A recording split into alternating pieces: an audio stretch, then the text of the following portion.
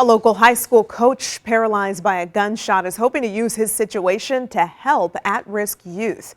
Berkeley McClure South coach Todd Shelton lost the use of his arms and legs, but not his ability to inspire. In a story you'll see only here on News 4, he spoke with Russell KINSAUL about his motivation to use his situation in a positive way. Courtney, right here behind me is the events building for the Ferguson Community Center. That's where a fundraiser will be held Friday night to benefit Todd Shelton to help with all of his medical expenses. When a bullet paralyzed Shelton, it changed his life, but it did not change his motivation to help young people. To come back and to help my community. After 4 years of college football, Todd Shelton returned to his alma mater where he coached and mentored for 7 years. But in an apparent case of mistaken identity, his car was hit by gunfire in February. A bullet struck his back, paralyzing him. From what I was told, I was resuscitated twice. I woke up in the hospital.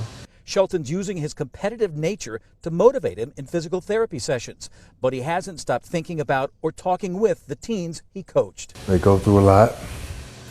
It's tough for them, but my whole goal is to make sure they see the light. Shelton was welcomed home from a rehab hospital recently by the family and friends who've provided so much support, but his fiancée, Jackie Waters, is never far from his side. She's been my rock. And she's definitely been my motivation. I definitely don't know where I would be in this situation if it wasn't for her.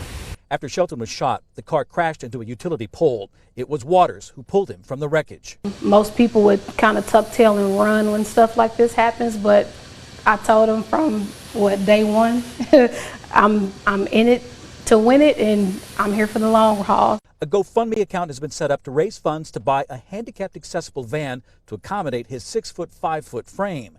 Shelton wants to use his situation to continue to help at-risk teens. I hope I'm an inspiration. I hope I give people motivation, and I hope I still touch lives as much as I did before. Now, St. Louis County Police tell me they have identified a person of interest in the shooting, but no arrests have been made. Shelton said ultimately his goal is to someday get back out on a football field and coach once again. Live in Ferguson, Russell KINSAUL, News 4.